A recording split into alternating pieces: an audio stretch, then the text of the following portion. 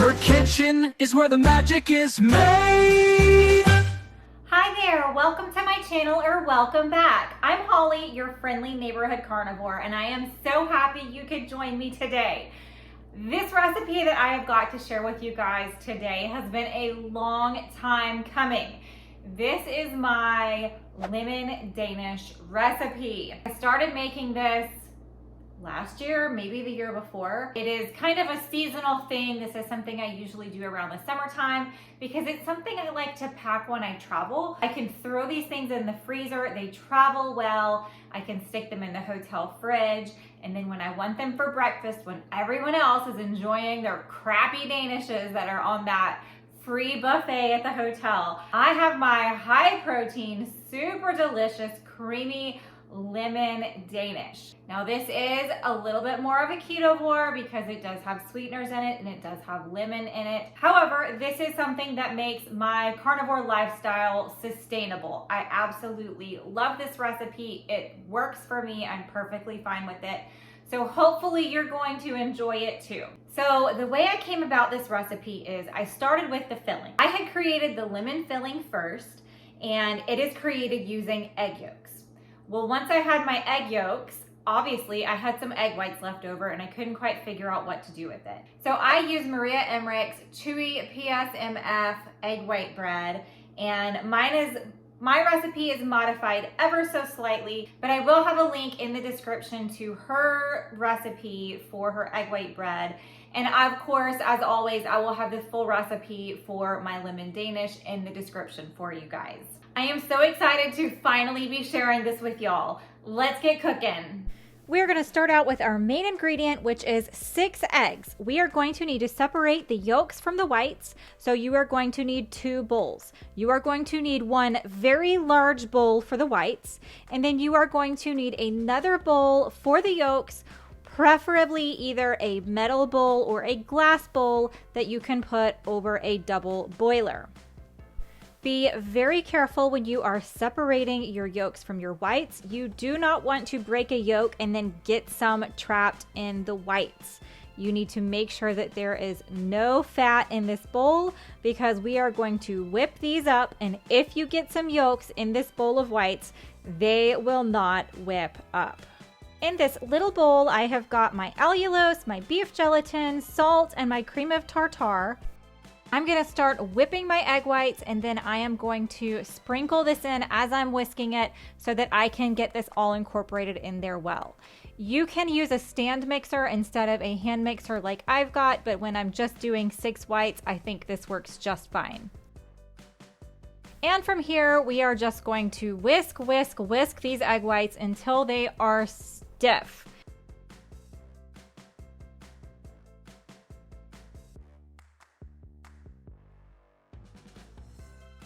Eventually, you're going to get to the point where you can pull this out. It's very stiff. Go ahead and test it out. I'm going to tip this to the side. Everything stays in. So let's go ahead and tip it upside down. Everything stayed in the bowl. This is where we want it. In this bowl, I've got my egg white powder and I have got my vanilla bean powder.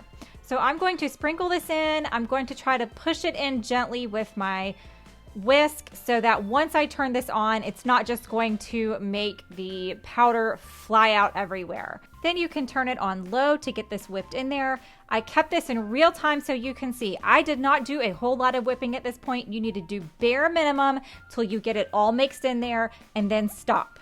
Otherwise, your bread is going to be very tough.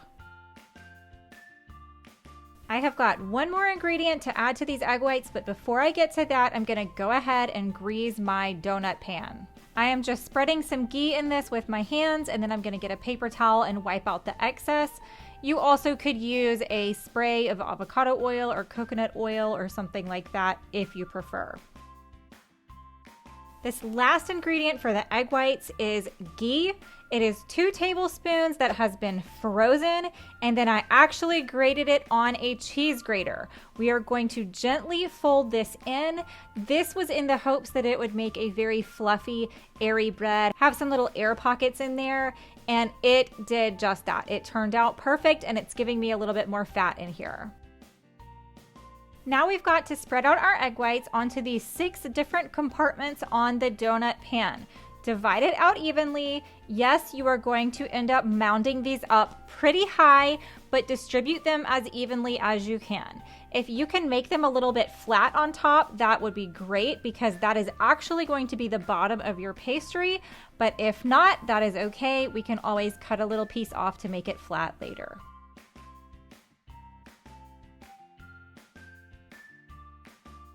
Bake these at 325 degrees Fahrenheit for 25 minutes and then turn the oven off. Leave them in the oven to cool in there. That will keep them from deflating. While our pastries bake, we're going to get started on our lemon filling.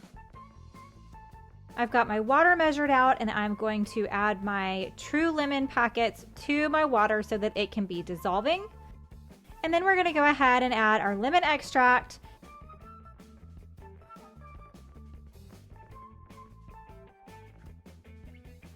and our vanilla extract.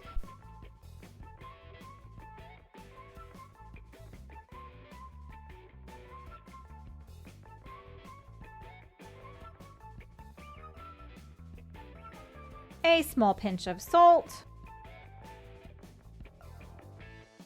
And a little squirt of stevia glycerite. You could replace the stevia with monk fruit, or instead of that, you could add an additional tablespoon of allulose. Time to get a pot of water on the stove to come up to a simmer so that we have our double boiler for our yolks. I'm gonna go ahead and break these yolks in my bowl. And then I'm going to place it on top of my pot as soon as I have enough steam and a little simmer happening.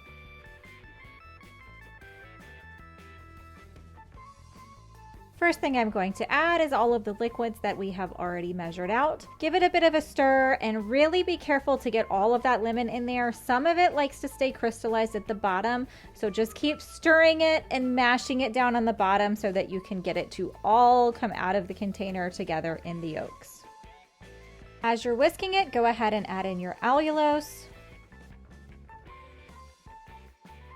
and your ghee.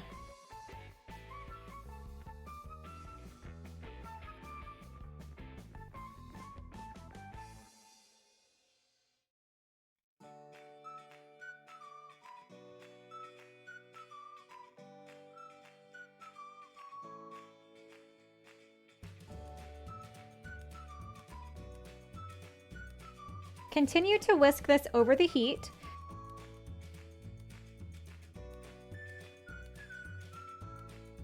Now at the beginning, I like to go ahead and get a large bowl of ice and set it aside so that once this gets done cooking, I can transfer it over there quickly to help it stop the cooking because I don't want these yolks to scramble. So once I have my ice and I have it set aside, it is time to really concentrate on whisking these egg yolks. You are going to consistently keep it over the heat and whisk, whisk, whisk, whisk, whisk until it thickens up. Once it is thick enough to coat the back of a spoon, it is done. It's going to take you about 5 to maybe 7 minutes total.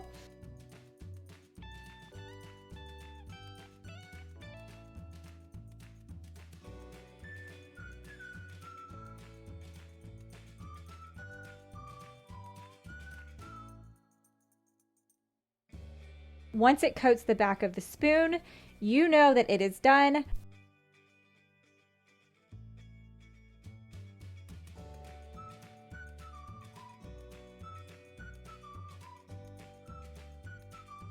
Remove it from the heat and place it on top of that bowl of ice and keep whisking for a little bit so that you can make sure it's cooling off throughout.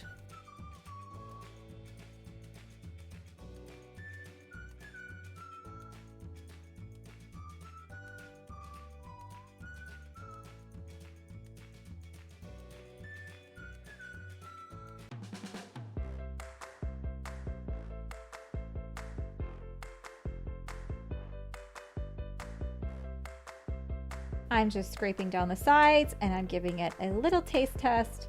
It is perfect.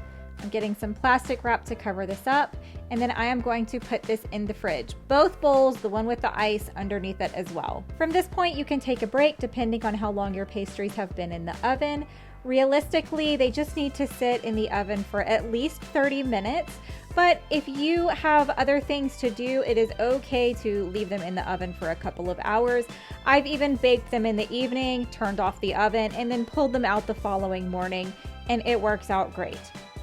So whenever you're ready to remove them from the oven, we will proceed back to our lemon filling.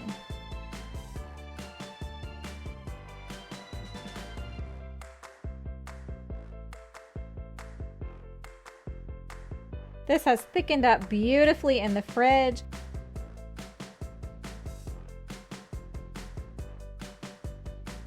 I'm going to scoop this into a Ziploc bag, and that is because I'm going to use this bag to pipe this later.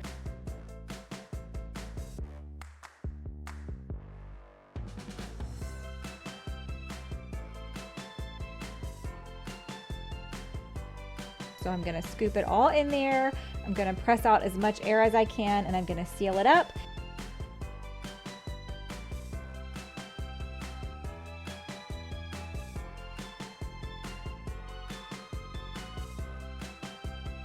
And I'm just gonna toss it back in the fridge until I'm ready for it. Time to pull our gorgeous pastries out of the oven. We need to very carefully remove them from the silicone pan. And then I've got my serrated knife so that I can separate them apart. And you can see that mine were pretty rounded, so they're kind of rocking and toppling over. So I need to cut the bottom of them off, just a tiny little piece, big enough where they have something flat to sit on.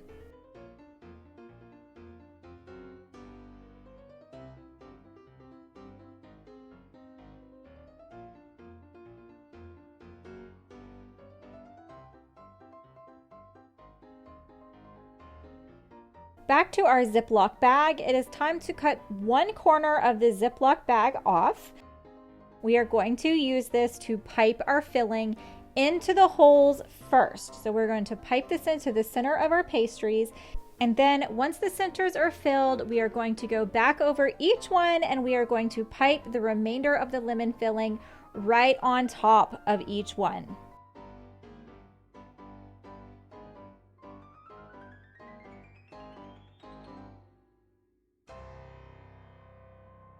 That is how we make our lemon danishes.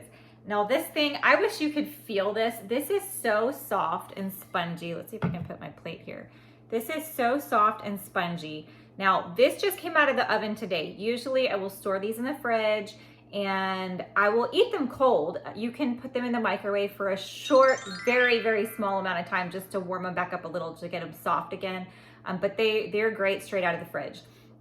So here's the texture, here's the nice crispy part of it, and then you can kind of see the real soft edge where I had cut into it, where it had gone into the other one. So the middle of it's gonna be really super soft. You got that beautiful lemon filling on there. I can't wait to try this.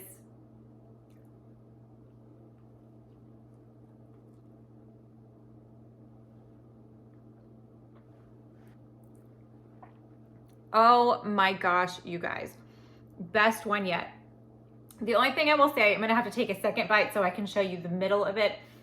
So let me show you that real quick.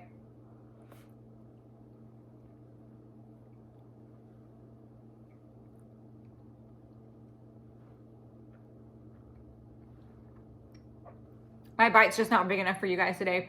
In the middle here is the hole where the donut pan was and we mounted on top. So in the middle down there, let me just break it in half. Ah, there we go. Okay, so in the middle here, we have got that beautiful lemon filling. And look how fluffy the inside of that is. It is so nice. So if you want more filling in the middle than on top, you can cut a little bit larger opening around that before you put your filling in and give yourself a little more space to work with.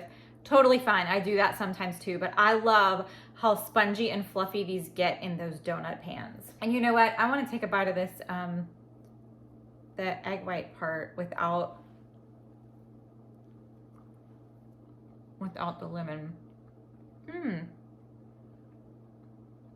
Oh, that's nice. I was wondering how much of the vanilla I was gonna pick up because I, as a last minute whim, decided to add the vanilla bean powder to kind of jazz it up a little bit. I was thinking the pastry part of this, it just needed a little something instead of just a plain egg white bread. So the two things that I modified in the egg white bread from Maria Emmerich's recipe is, the first thing is the allulose. She calls for, let's see, for her half of a batch, which would be the 6, she calls for 3 tablespoons of allulose.